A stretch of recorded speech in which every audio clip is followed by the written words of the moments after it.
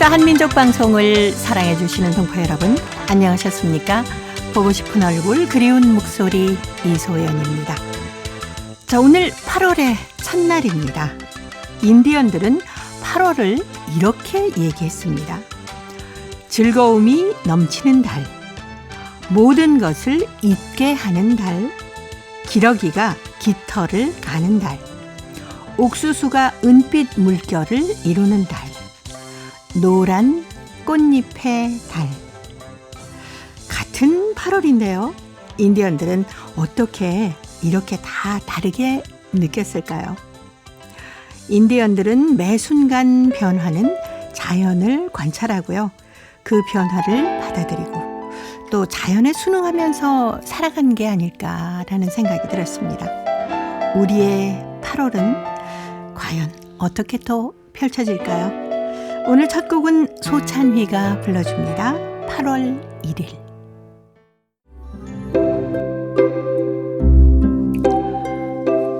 동포 여러분의 편지 사연으로 함께하는 시간입니다. 행복우체통 화요일의 편지 손님, 홍익대학교 글로벌경영학과 전춘아 교수님과 함께하는 날입니다. 어서 오세요. 안녕하세요.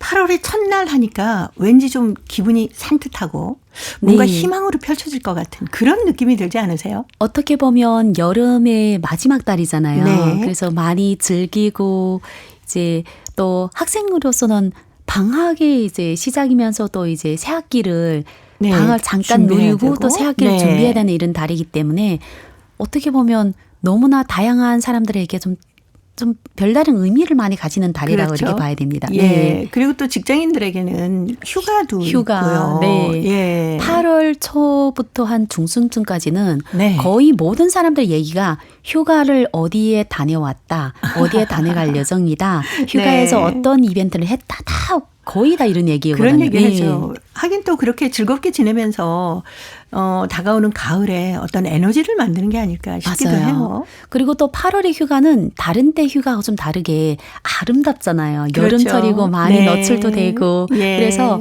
거의 휴가를 할 때 보면 사진들이 정말 그 사진 한 장 가지고도 너무나 할 말이 많은 달인 것 같습니다. 네, 이야기가 많은 달이 바로 8월인데, 그리고 보니까 인디언들은 자연하고 순응하면서 참 그 아름답게 그리고 아주 잔잔하게 살아온 것 같아요. 네. 그 즐거움이 넘치는 달, 뭐 모든 것을 잊게 하는 달, 이런 것도 어쩌면 가을을 준비하면서 지나간 어떤 뭐 여러 가지 것들은 좀 잊어버리고 네. 새롭게 또 시작하자, 이런 의미를 담고 있지 않을까요? 8월에 휴가를 할 때 사람들이 좀 더 과하게 뭐 물놀이 하거나 네. 계곡에 들어가거나 막 동심을 찾게 하기 때문에 많은 걸 잊게 하는 그런 달인 것 같긴 해요. 네. 그렇죠. 예. 그리고 또 노란 꽃잎의 달. 이 옥수수가 말은 은빛 물결을 이루는 달.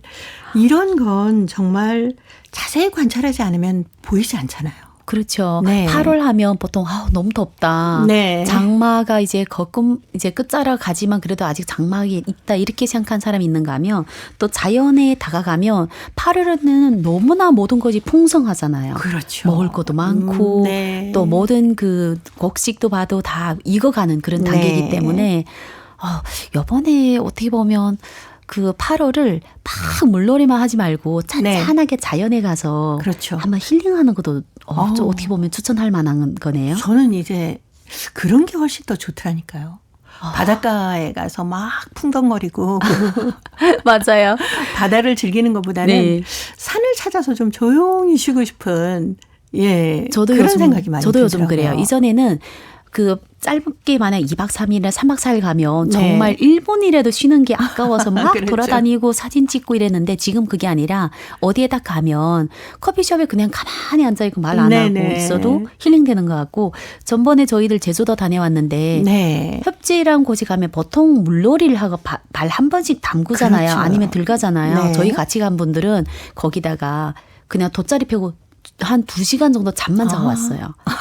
그 나는 처음에 너무 답답해서 네. 이 아까운 시간 왜 자지 했는데 그처럼 편안하게 바닷소리, 물소리를 들으면서 예. 잠자는 게 그렇게 네네네. 힐링됐다고 해요. 그리고 두 분이 너무 열심히 자가지고 제가 한 30분 동안 왔다 갔다 저도 나중에 지쳐가지고 앉아서 가만히 바다를 바라봤는데 네. 그 시간이 너무 힐링이 되더라고요. 그렇죠. 많은 생각도 들고. 맞아요. 예. 밀려오는 파도 소리 막 이런 거 들으면서 얼마나 좀 그 시간이 보람이 있었을까라는 네. 생각도 드네요. 말을 하지 않지만 그 필름처럼 네. 내가 좋았던 그런 그 시기가 막 예. 돌아가는 시기에 되니까 8월에 한번 덥지만 또 다녀와야겠다는 생각이 듭니다. 그렇죠. 우리 동포 여러분들도 이제 뭐 열심히 일하면서 살고 계시지만 이렇게 8월이 되면은 뭔가 휴가를 떠나시기도 하고 뭔가 생활에 어떤 변화를 주기도 하고 이러시지 않을까요? 정말 많이 변했다는 거는 제가 15년 차잖아요. 처음에 왔을 때 저희 친척들만 봐도 정말 쉬는 시간을 너무 아껴 한번 모이는 게 큰 뭐 누가 결혼이나 네. 뭐 어떤 잔치가 아닌 경우에는 모이기가 굉장히 어려웠는데 지금 들어보면 주말에 어디 놀러 간다. 네. 이제는 이 한국에서 이제 오랫동안 살아야 된다는 생각 가지니까 차도 사고 네. 대중교통 잘 이용하고 해서 그렇죠. 우리 이모만 봐도 뭐 자주 전화하면 쉬는 날에 여가 활동이 너무 많아졌더라고요. 네. 여유가 있으신 거네 이제. 이제는 뭐 경제적인 것도 물론 맞습니다. 그렇지만 마음이나 정신적으로 쉬어가면서 살아도 똑같은 인생을 살아가는 건데 조금은 좀 나를 위해서도 살아야겠다라는 생각들을 하시나 보다. 그런 것 같아요. 네. 옛날에는 바짝 벌어서 하루라도 안 쉬면 네네. 뭐 1터에서 10만 원 더 준다. 이게 굉장히 중요했던 시기였다면 그렇죠. 지금은 쉬면서 일하면서 여가를 즐기면서 오래오래 네. 여기에서 잘 살아가자. 이렇게 생각이 바뀐 것 같습니다. 네. 삶의 속도를 조금만 낮춰도 그동안 주변에서 보이지 않던 것들도 다 보인다 그래요. 그런 여유를 갖고 좀 생활하셨으면 좋겠습니다. 저도 요즘은 그렇게 생활하려고 일을 조금씩 끄는 습관이 있는데 너무 여유로워서 좋습니다. 여러분도 네. 함께 약간의 그 쉼을 가지고 일했으면 좋겠습니다. 네. 자, 이제 행보구체통 열어보겠습니다. 오늘 첫 번째 사연이 대한민국 충청북도 음성군에서 윤옥금 씨가 보내오셨습니다. 내 삶의 전성기는 바로 지금이다. 라는 글인데요. 제가 먼저 소개합니다. 코로나19로 온 세상이 몸살을 앓고 있지만 새해라는 선물은 어김없이 찾아온다. 새해 내 나이는 67세, 만 65세. 한국 생산직에서는 금년까지 일하면 정년퇴직이다. 다행인 것은 법정 나이가 새해에 만 61세여서 아직까지 당당하게 내 자리를 지켜가며 일하고 있다. 남들은 칠순이 코앞인데 아직까지 회사일 다니며 무슨 전성기냐고 생각할지도 모르지만 한국농협 모구촌 닭고기 공장에서 일한 지 언간 19년이 다 돼가고 있다. 우리 반의 16명 가운데서 입사 3년 만에 15명의 한국 아줌마들을 거느리는 반장으로 당선이 됐고 지난해에 주임으로 승진을 했다. 그만큼 내가 아직도 회사에 필요한 사람이고 쓸만한 존재란 것을 확인시켜 주었다. 회사에서도 나이와 상관없이 내가 일할 수 있을 때까지 출근하라고 한다. 세월을 따라 나이를 먹어가며 때로는 힘에 부칠 때도 있지만 아직도 나를 필요로 하는 직장이 있다는데 뿌듯함과 삶의 전성기를 마음껏 누리고 있다. 어깨에 짊어진 모든 짐 다 털어버리고 홀가분한 마음으로 살아가는 지금이 나는 너무 행복하다. 다만 코로나19로 만나볼 수 없는 손주 녀석 때문에 마음이 아플 때가 많다. 비록 내 인생의 전성기를 누리고 있지만 하나밖에 없는 손자 녀석한테는 빵점 할머니다. 2020년 음력설에 상해에 가서 태어난 지 7개월밖에 되지 않은 손주 얼굴을 보고 와서 여지껏 못 만났다. 태어나서 지금까지 외할머니가 돌봐주시는데 사돈님한테는 늘 미안하고 고마운 마음뿐이다. 내가 누구야? 아빠, 엄마, 너 돈 있니? 어머니, 초시가 장난감 사려고 늘 그래요.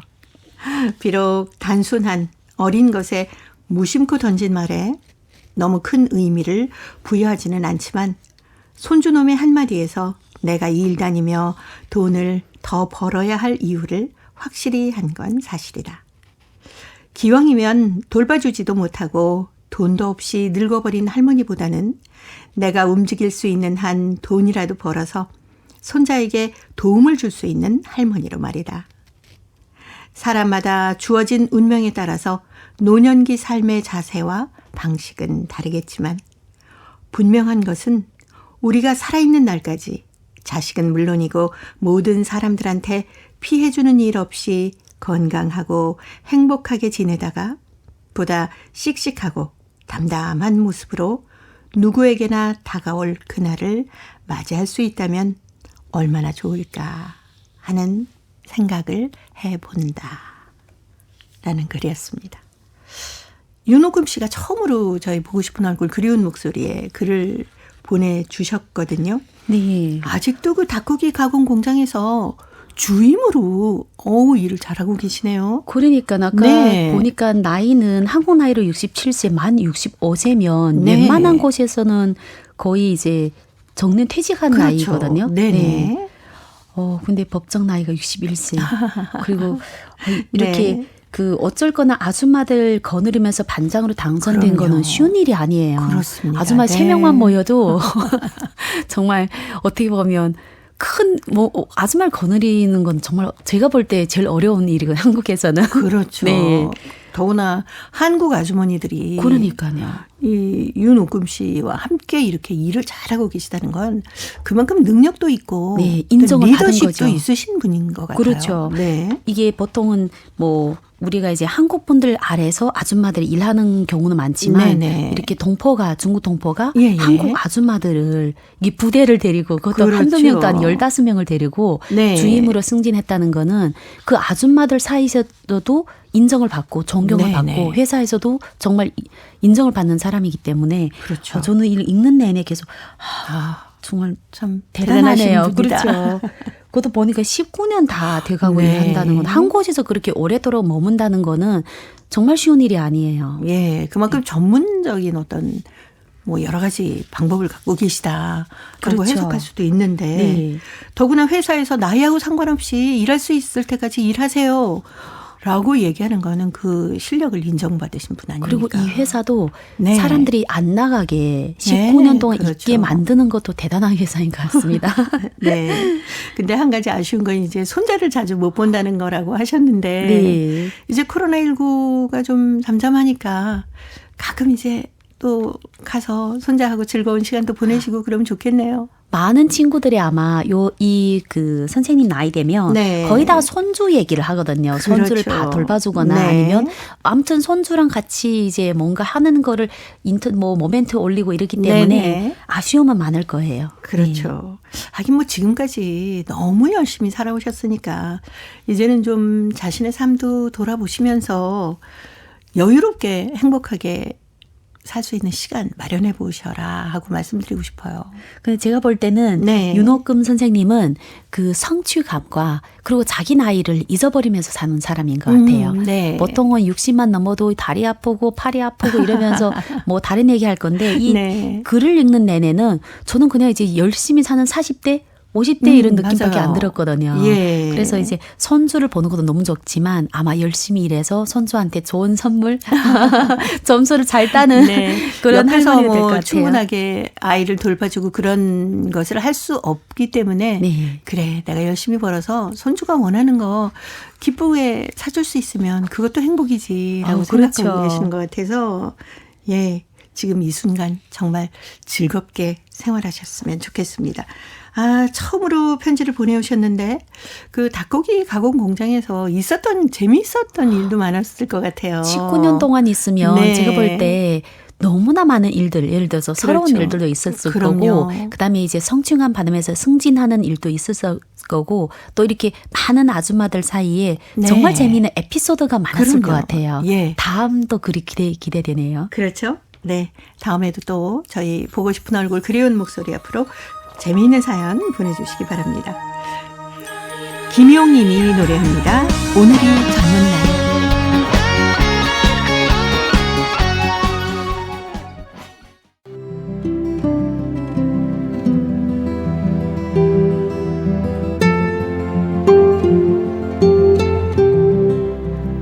동포 여러분의 따뜻한 사연으로 아름다운 추억을 만들어 드립니다.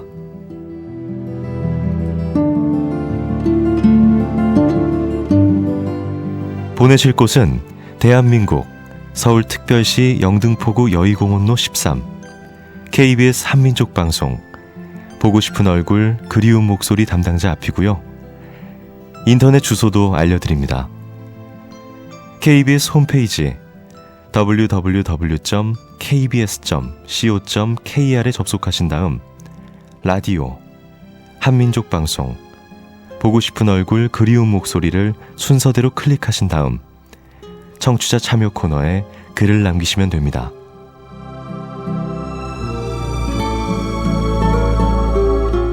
정다운 이야기와 아름다운 음악이 있는 보고 싶은 얼굴 그리운 목소리, 동포 여러분과 늘 함께하겠습니다.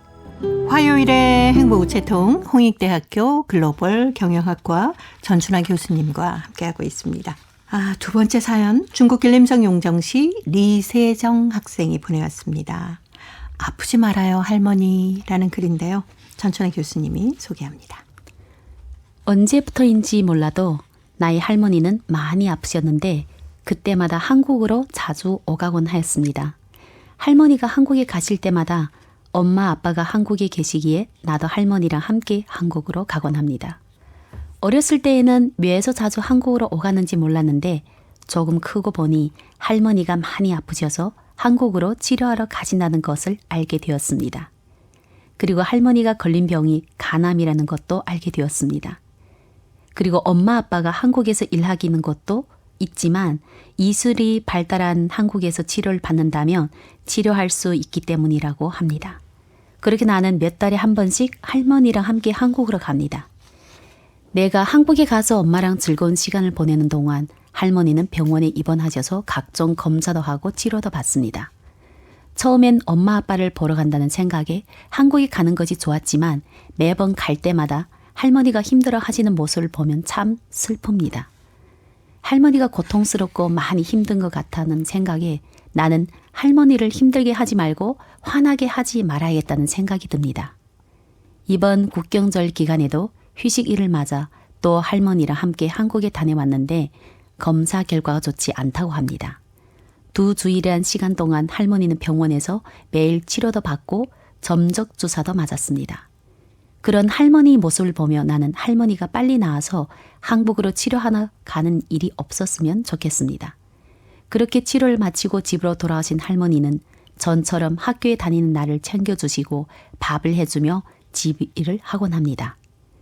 나의 소원은 할머니가 빨리 건강하셔서 우리랑 함께 오래오래 행복하게 살았으면 좋겠습니다. 할머니 힘내세요. 네. 리세정 학생의 마음이 고스란히 느껴지는 그런 글이었습니다. 지금 소학교 3학년이거든요. 네. 3학년이면 아직 어린 나이인데 바로 옆에서 돌봐주시는 할머니가 이렇게 편찮으시니까 마음이 얼마나 아플까라는 생각도 들고요. 그렇죠. 어떻게 보면 소학교 3학년이면 뭐 천진난만해서 아프든 안 아프든 사실 어떻게 보면 크게 걱정 안 한 나이인데 이제 할머니가 계속 병원에 치료를 받고 나오자마자 그 모습을 보게 되잖아요. 그래서 간암이라는 거는 사실 3학년 알기는 너무 버거운 사실인데 그렇죠. 글을 읽는데 할머니에 대한 그 사랑과 내가 어떻게 할 수 없는 그런 게 느껴지니까 다른 애들보다 더 일찍 철든 것 같습니다. 그렇죠. 여기 와서 이제 치료 좀 받으시고 다시 중국에 가서 세정이와 함께 생활하시고 이렇게 중국 동포들 중에 한국으로 치료를 받으러 오시는 좋은 의술이 있으니까 오시는 분들이 꽤 있으시죠? 어떻게 보면 한국은 의료 기술도 뛰어나고 또 할머니가 아마 여러 면으로 물론 중국에서 치료를 잘 받을 수 있겠지만 아이를 또 맡겨야 되잖아요. 그렇죠. 치료하는 동안은. 그렇기 때문에 이 휴일이나 뭐 방학일을 맞아서 와서 엄마 아빠랑 같이 만나면서 본인이 이제 병원에 가서 치료를 받는 거. 근데 최종적으로는 이술이 발달하기도 하고 또 편안하기도 하고 그러지 않을까요? 네. 그렇죠. 아무래도 세정이는 이제 엄마 아빠하고 함께 지낼 수 있는 시간도 만들어지고 이렇게 하면은 중국에 있는 것보다는 한국에 와서 계시는 게 더 편하지 않을까라는 저희 생각도 드네요. 고모도 보니까 북경에서 간암 선고를 받고 그때는 이미 치료를 할 수 없어요. 말기암이기 때문에. 네. 그런데 한국에 온 이유가 이술이 발달해서 온 거 아니라 어떻게 보면 한국에서 자기가 돌아가시기 전에 만나고 네. 싶은 사람들 다 한국에 대부분 있는 거예요. 그래서 와서 4개월 판정 받았는데 아프면 병원 가 잠깐 치료하고 나와서 사람 만났는데 10개월을 살았습니다. 아. 그리고 돌아가시기 전에 장례식장 오는 사람 다 만나고 돌아가셔가지고 네. 장례식장에 갔는데 너무나 할 얘기가 많은 거예요. 그분들. 네, 그렇게 하고 돌아가셨거든요. 그런 분들도 있다고 해서 간암이라는 갑자기 고모 생각이 나네요. 네. 아, 이렇게 한국에 와서 치료도 계속 받고 하시니까 뭐 의술 덕분에 좋아지시는 분도 많지 않습니까? 네, 맞습니다. 네. 그래서 사실 한국 정부에도 굉장히 고마움을 전달을 하죠. 네. 근데 또 어떻게 보면 할머니도 아마 한국에서 어느 정도 일을 하시다가 이제 귀국하지 않았을까. 네, 그런 생각 가지고 있습니다. 그러니까 이렇게 그 혜택도 좀 받으시고. 네. 네. 예. 우리 세정이 학생 소원대로 할머니 힘내세요라고 했는데 할머니 빨리 나으셔서 행복하게 오래오래 사셨으면 하는 바람 저희들도 전해드리고 싶네요. 우리 리세정 학생의 마음을 담아서 김호중의 노래 할머니 준비했습니다. 자, 이 노래 들으면서 홍익대 글로벌 경영학과 전춘아 교수님과는 다음 주에 또 뵐게요. 네, 고맙습니다. 감사합니다.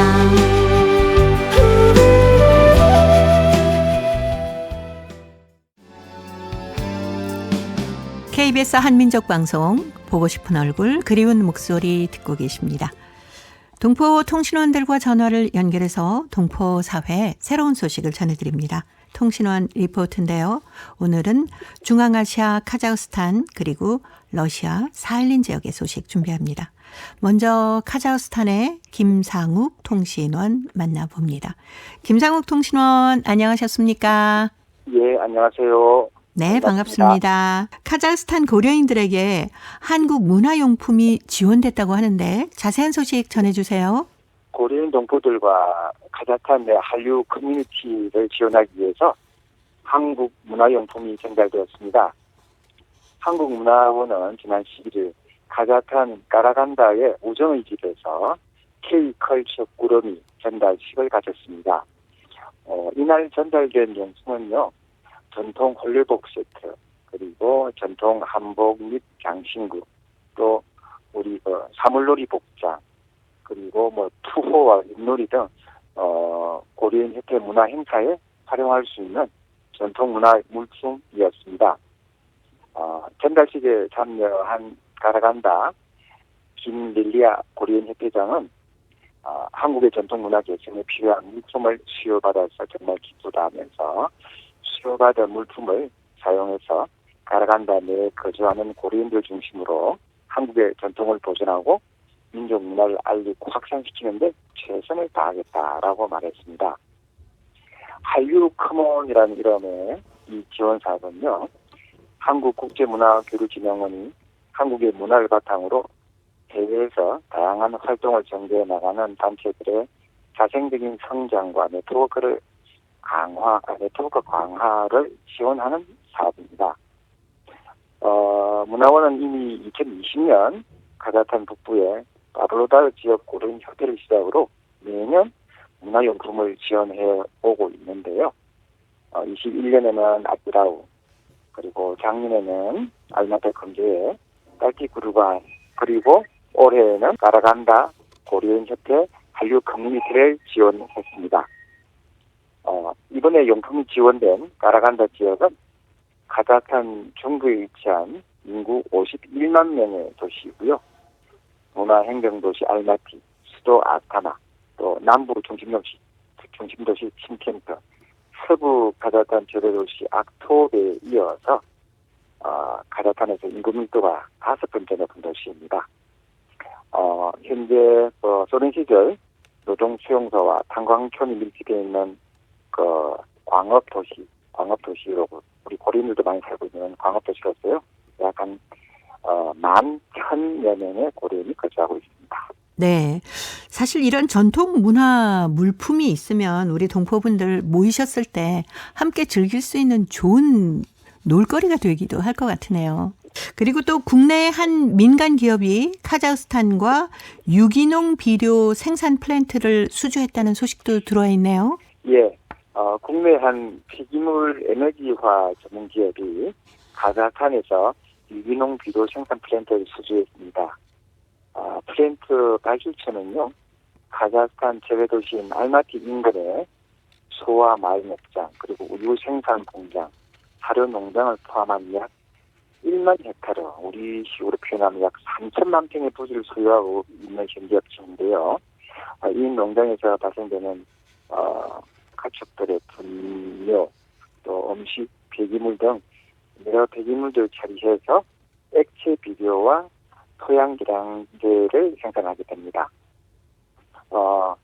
폐기물로 생산된 액체 비료는요, 19가지 영양소를 함유해 기존 농작물 생산량을 약 한 2배로 증가시키는 효과가 있다고 합니다. 또한 유기농 액체 비료와 토양 계량제는요, 기존 화학 비료 사용으로 산성화된 토양을 중성 토양으로 변화시키는 효과도 있다고 합니다. 이에 대해서 농작물 대비 기능이 뛰어난 물성의 토양 계량제를 공급해 강우량이 적어 척박해진 카자흐스탄의 토양 개선에 아주 좋은 효과를 발휘함으로써 우리 카자흐스탄 농업 분야에서 K 농업의 위상을 더 높일 것으로 기대가 됩니다. 네. 자, 오늘 카자흐스탄 소식 여기까지 듣겠습니다. 김상욱 통신원이었습니다. 소식 잘 들었습니다. 예, 감사합니다. 네, 고맙습니다. 이어서 러시아 사할린으로 가봅니다. 배순신 통신원 만나보겠습니다. 배순신 통신원 안녕하셨습니까? 네, 안녕하세요. 반갑습니다. 네, 반갑습니다. 사할린에서 단일 민속의 날 행사를 했다고 하는데 자세한 소식 전해주세요. 러시아에서는 7월 17일에 단일 민속의 날을 기념합니다. 러시아 민족들 간 단결의 중요성을 보여준 날인데 올해는 이 날은 러시아 민족 무형 문화유산의 해에 즈음합니다. 사할린에서는 지난달 15일 처음으로 단일 민속의 날 행사를 개최했는데요. 민족 축제 주최 측은 어린이와 성인을 위해 10가지 주제별 마스터 클래스, 박람회 및 콘서트를 준비했는데 이날 사할린 민속 전작센터 앞마당에서 열린 축제에는 러시아에 불린 한민족의 전 부랴트의 부스를 비롯해 다양한 음식을 시식할 수 있었습니다. 손님들은 러시아 사마왈에서 장작 불에 끓인 차도 대접받았습니다. 이날 자기 민속 문화를 러시아인 북방 소수민족 원주민 부랴트인 한인 등이 소개했습니다. 행사에는 여러 민족 단체들이 참가하는 가운데 한민족을 이번에 사할린 한인 유른사할린 시한인회가 대표했습니다. 이날 관객들은 동단체 여성 회원들이 만든 해물파전, 야채파전, 햄파전 3가지 종류의 파전을 맛볼 수 있었습니다. 모든 시식 계열에는 인기가 많았습니다. 특히 한글 쓰기 마스터 클래스도 호기심을 이끌었는데요.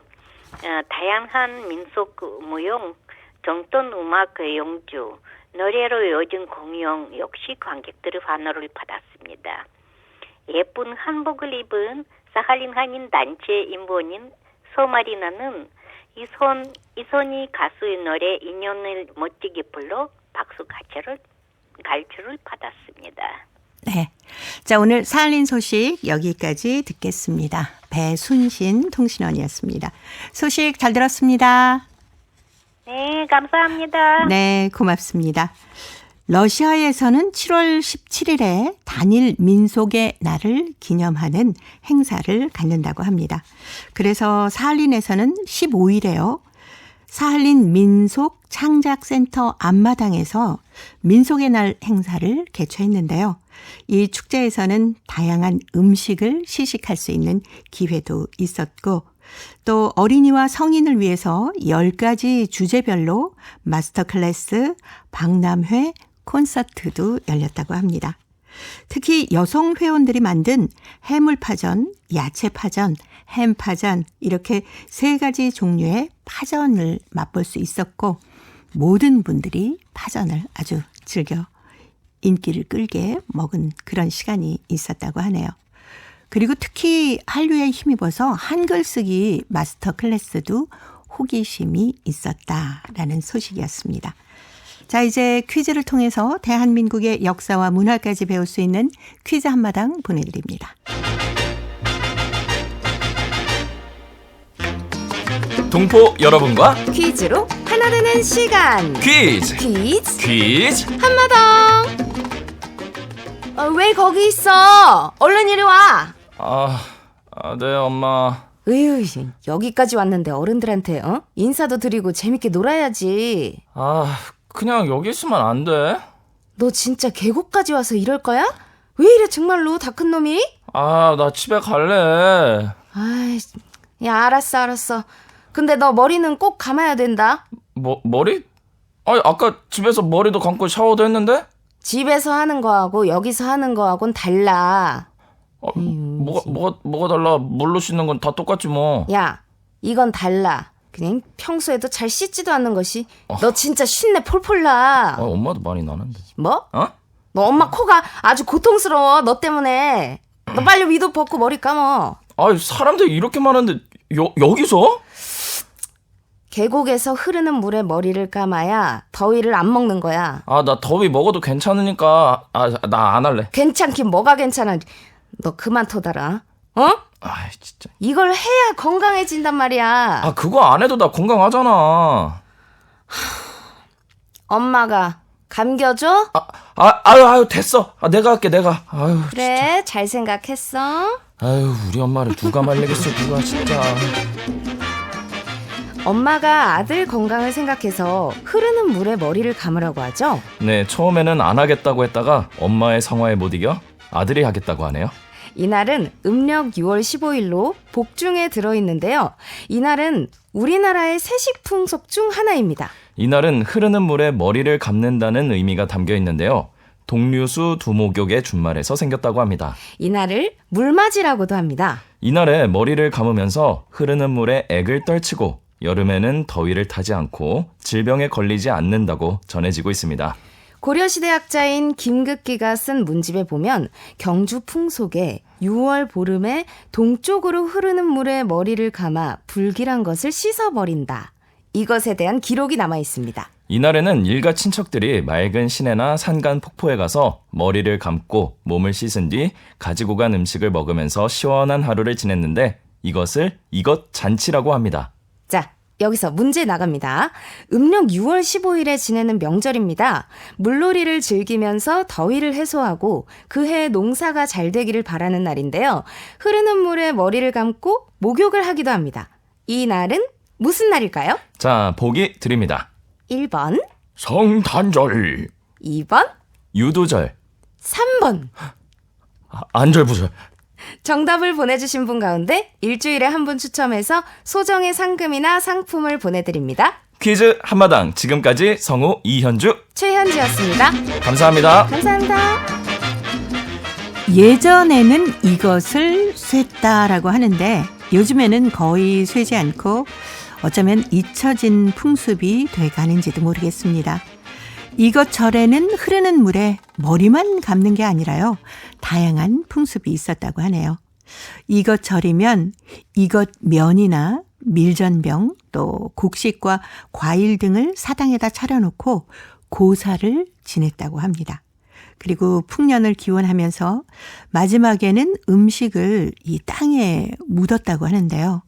한창 더운 여름철에 시원하게 보내고 싶은 마음은 뭐 예나 지금이나 마찬가지일 겁니다. 오늘은 잊혀져가는 이것절을 기억하면서 이것절 음식도 좀 만들어 먹고요. 시원한 계곡에서 머리도 감고 더위를 피해갈 수 있었으면 좋겠네요. 동포 여러분께서는 혹시 이것절 풍습을 아직도 지키고 계시는지도 참 궁금합니다.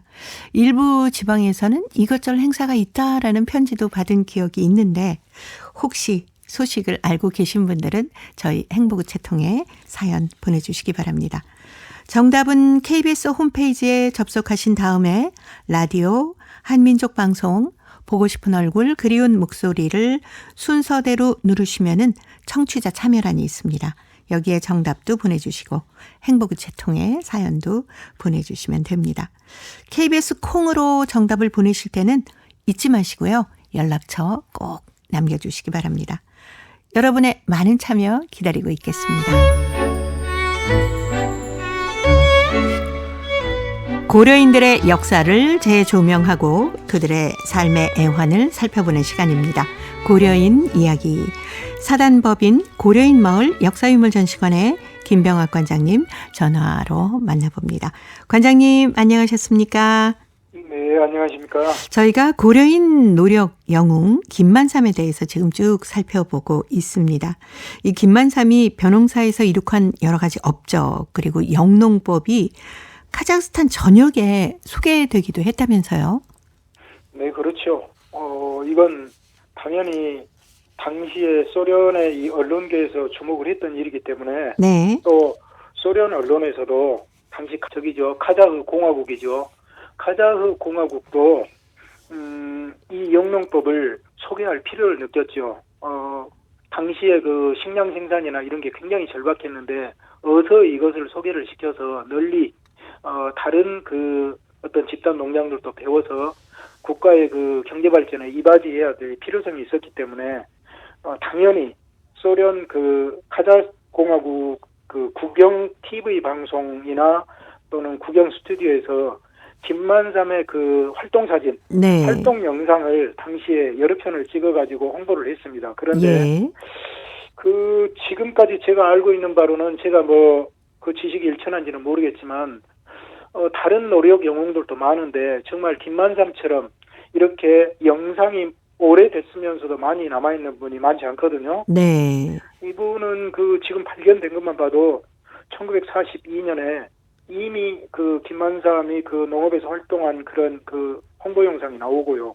1946년에는 20분이 넘는 거의 25분가량 되는 아주 자세한 김만삼과 김만삼이 소속돼 있던 삼봉코로즈 그리고 심지어는 당시 고려인들의 어떤 생활 풍습까지 담은 네. 정말 이런 그 종합적인 이런 그 기록 영상이 있고 그 뒤로도 1948년, 49년, 50년 이때 그 김만삼이 활동했던 또 회의에 참가한 이런 여러 가지 또 그 어떤 뭐랄까요 농업에 활동하는 이런 영상들이 많이 나오는데 여기에는 그 김만삼이 당시에 이 카자흐스탄 그슬로르다 그 삼봉코르즈 그 지역의 고려인 젊은이들과 어린이들을 모아놓고 네. 여러분들이 정말 열심히 그 이렇게 살라는 이런 당부의 말씀까지 하는 이런 기록들까지 다 남아 있습니다. 아. 이것까지 정부에서 이렇게 활동 영상을 보여줬다는 것은 그만큼 김만삼의 어떤 위상 이것을 이해하고 존경을 했다는 것이죠.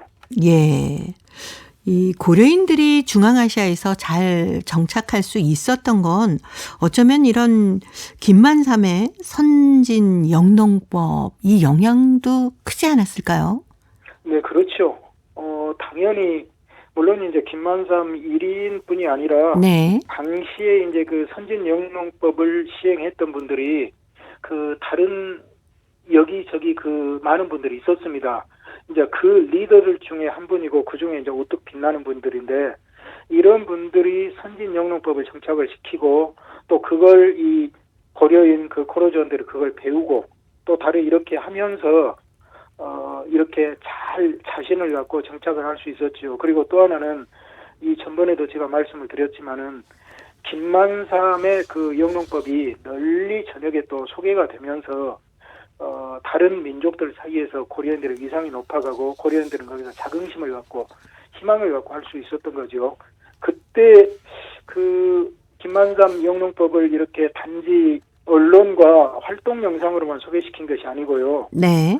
당시에 보면 그 전 연방 레닌 농학 아카데미라는 게 있습니다. 그건 소련에서 최고의 그 농학 아카데미 수준인데 네. 거기 카자흐스탄 지부에서 당연히 당당하게 이게 거기에서 소개되기가 쉽지 않거든요. 예. 김만삼의 영농법이 소개가 되고 또 소련 인민경제성과 전람회라는 게 있습니다. 이건 네. 뭐냐면 우리식으로 하면은 엑스포 같은 겁니다. 예. 여기에서 이 김만삼이 한 부스를 차지해서 이게 소개가 되고 또 이 고려인 나중에 그 박 니콜라이라는 분이 선봉꼬로즈라는 또 저서를 써가지고 네. 김만삼의 업적을 자세히 소개하고 이렇게 하면서 시너지 효과를 일으켜서 고려인들이 자신감을 갖고 네. 잘 살고 이렇게 할 수 있었던 거죠. 예. 어찌 생각하면은 그 김만삼의 영농법이 벼 재배 교과서 같은 역할을 하지 않았을까라는 생각도 듭니다. 그건 뭐 더 이것은 뭐 논란의 여지가 없는 것이고요. 예. 물론 그 이후에 많은 농학자들이 탄생을 했습니다. 네네.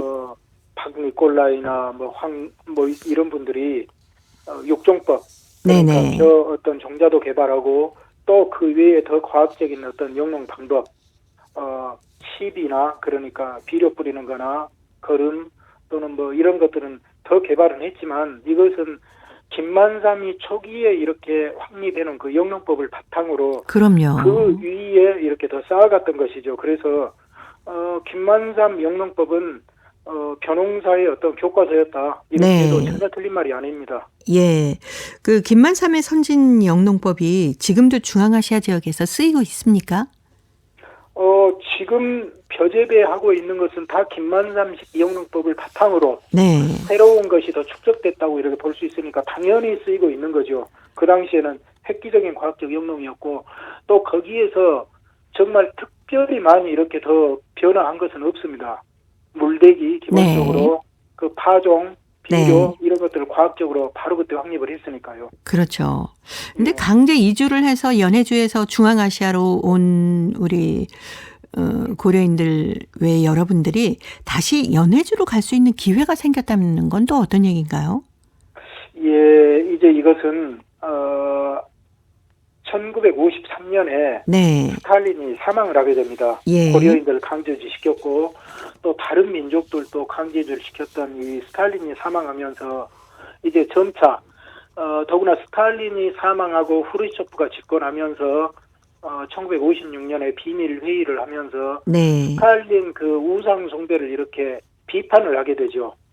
그리고 그거 이제 3년 간격이 있습니다만 스탈린 사망 이후부터 바로 그 사이에 사회가 너무 무시무시했기 때문에 사회의 그 어떤 분위기가 조금씩 완화가 됐습니다. 네. 그래서 이미 독일인들이 1954년부터 자기들이 그 볼가강 근방의 강제주 이전 지역으로 일부가 조금씩 돌아갈 수 있는 환경이 생겼고요. 네. 그리고 그제 뭐 체첸인들 다른 민족들이 카프카스 지역으로 돌아가게 됐는데 이러면서 1956년부터는 이제 그 거주 이전의 자유 그 제한 규정이 풀렸습니다. 네. 그래서 이제 떠날 수 있게 되면서 강제당했던 민족들이 이렇게 점차 원래 살았던 것으로 조금씩 돌아가게 됐죠. 예.